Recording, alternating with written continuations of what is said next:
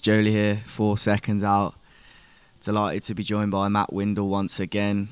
This is one ahead of a big fight for you, not long from now. Why don't you just inform the people of where it is, when it is, what it's for? Because, yeah, for you, you've obviously fought Commonwealth before, but this is a big night. Yeah, big night for me. So I'm fighting for the light flyweight Commonwealth title at Bramall Lane up in Sheffield on the Fight Zone card. So I'm just buzzing to be a part of it. Whether I'm headlining, chief support, whatever, I don't care. I just want to get my hands on that title. For sure, that's a big part of being a professional, getting titles. But being at the lower weight, do you feel like it's easier to get titles or difficult because they don't always? There's not enough talent. It's not as stacked, and yeah, sometimes the titles don't even exist. Well, yeah, I was just about to say it's impossible in some cases to get the title shot because British title doesn't exist, European title doesn't exist, Commonwealth title hasn't been competed for since 1987, and in the run up to the McCubbin fight, which we were trying to get that for the light flyweight title, the Commonwealth said we're not going to recognise this weight anymore. Then I think it was only off the back of the McCubbin fight where they said, okay, maybe light flyweights can be interesting and exciting and people like to watch it. So it's off the back of that fight that they managed to give some life to the title again, which is why I'm now fighting for it. And then if you look throughout the Commonwealth, there's just as many fighters that can compete for the light flyweight Commonwealth title as what there are probably Europeans that can compete for the European title in other weight classes, So yeah, I don't necessarily think it's easier. Like I say, the fact that the titles don't exist in some cases, it's hard, it's impossible. But how much more does that mean now in knowing it does exist and you're going to be fighting for it, and it's obviously a prestigious belt in itself anyway? It's huge for me because I think I'd be the first Commonwealth fighter this century to win it, because nobody's won it in the 21st century. I'd be the first English or British fighter to win this title for 120 years, and I'll be the first fighter from Birmingham to ever win the light flyweight Commonwealth title. So it's my own little piece of history, my little legacy that I'm trying to leave behind. Okay, no more messing about. Have you got a poem for us today? We just said I haven't got a poem, but if we write down a couple of words, then we'll try just make one up. So far. Have you written these down now? Okay. Like right now, yeah. So we've got Joe Leigh, title. We've got around Seconds Out. Can I put McCracken's gym in there as well? Okay.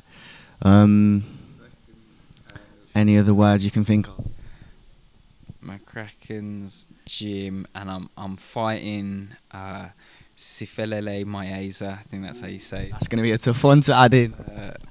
We'll get Boxer in. Let's make it a long poem. Let's get Boxer in as well. Let's go in here for box. In fact, I'll tell you what, we'll put box for where I'm putting. This is off the cuff. I asked him just before we started and he said no poem, and he started writing words that I didn't know what you meant by that, but it's almost like you're a freestyle rapper. I'm not like lying or making it up, I'm just, like I said, just a few words. So he's just got the words on his phone. Okay, off the cuff. You ready? Yeah. Okay. One sec. Right. This is poetry on the spot. I'm doing it for the one and only. There's no Angelina, but we have got Joe Leigh. At this stage of my career, winning is vital. I'm aiming to capture the Commonwealth title. It doesn't matter who's watching. It could be her, it could be him, but we're here freestyling at McCracken's gym. I want you to watch this. I want you to want more. When you come to the gym, it's sponsored by Box Raw. I don't know how I'm doing this. It's a rumble in the concrete jungle. We're taking inspiration from Ali and Frazier, but this time it's the Mat Man going off against Sifilele Maeza. So when you get in this ring, that's when you find out what a person's all about, especially when the timekeeper says, "Get ready, seconds out." Fair play. Round of applause, mate. Freestyle, you versus JK, who would win? JK would smash me. Fair play. What have you been? You've been doing that for a long time, so. Yeah, so usually when I'm in the schools, I get the register and I'll do a poem. If I've got kind of 250 of them in the assembly, I'll quickly tick off sort of 40, 50 names, and I'll just try and rhyme with some of their names. Just a little sort of party trick, if you like, to get people a little bit more instigated in poetry. My actual poems that I get paid to write are better than that, of course, but when you're sort of making weight as well, I'm a week away from the fight now, I'm tired, it's a decent little gimmick to do, do you know what I mean? Put yourself on the spot, bit of pressure. Fair play, man, that was good. Week away. Where are you ranking this amongst other fighters you fought and other like fights in your life in terms of how big it is? I think really it's the biggest fight. I mean, it doesn't get too much bigger than the British title fight, which I fought for. But that being up at flyweight, I accepted that fight knowing that I was probably gonna lose it. But you're fighting for the British title, and I thought, what would I regret more? Would I regret turning it down and then never getting the opportunity again to fight for the British title, or saying yes and worst case scenario I get knocked out in the first round? That's worst case.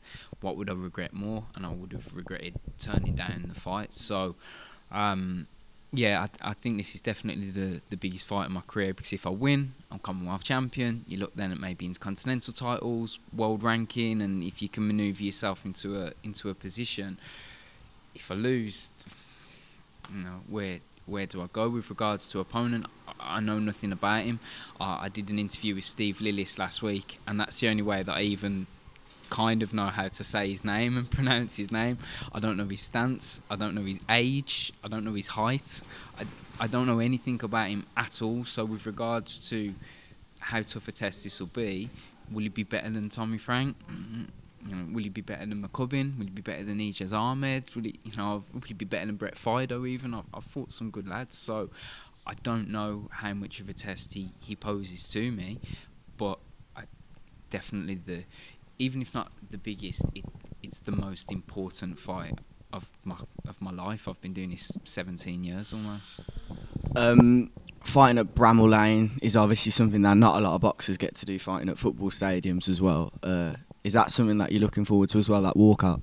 Absolutely, yeah. I think it'll be amazing. Even just boxing in one of the suites there or whatever. I've boxed at Villa Park previously, boxed at the Echo Arena, Alexandra Palace in my amateur days as well. So it's nice because to counter that, I've also boxed in dingy holes where there's like 16 people in the audience and nobody really cares, and the people that are there want to watch you get beat up. So you don't box for those nights, you box for the nights where you're at a stadium, a big venue where there's maybe a big crowd. If it's on television, or it's for a title, 12 rounds, they're the nights that you box for. But again, ultimately, whether the room is empty, whether there's 1 million people there or whatever it is, it doesn't change the importance of the fight. Like I've just been saying, the importance is I've got to become the Commonwealth champion. So once I'm in there, it's me, him, and the referee.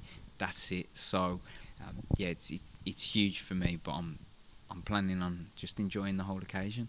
I was gonna end it, but I'm just thinking it's AJ Fight Week. If we could name a few things around the fight week, would you be able to do a poem for that as well? A quick one, yeah. We'll put this on our socials as well. So we'll think of Saudi Arabia could be one.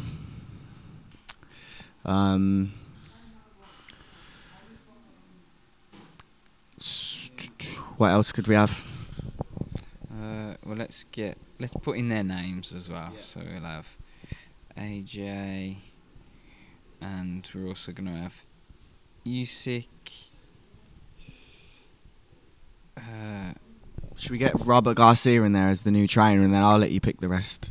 That's right. You can tell me as many as you want. Or maybe the word rematch. That's it. That's right. Actually, in unification, that's quite a few. The Mat Man doing what he does best. Right. Okay, so you've got Saudi, AJ, Garcia, Usyk, unification and rematch. Do you want to point that to the camera just so you can see he's not cheating? There you go. Okay. So,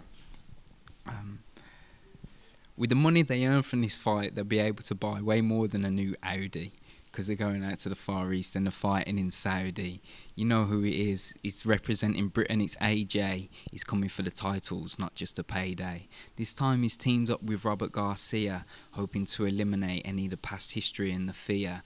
But he's going off against someone that has more than one trick. You know he's better than good. You know Usyk, because he's going for all the belts. He wants this unification. Is he going to win? Use your imagination. But when it comes to this, you know there's no catch. They're going toe-to-toe, leather for leather, here in this rematch. That's solid, man. Fair play. Fair play. Off the cuff again. I'll end it there. 11 minutes strong. Obviously, good luck in your fight next week.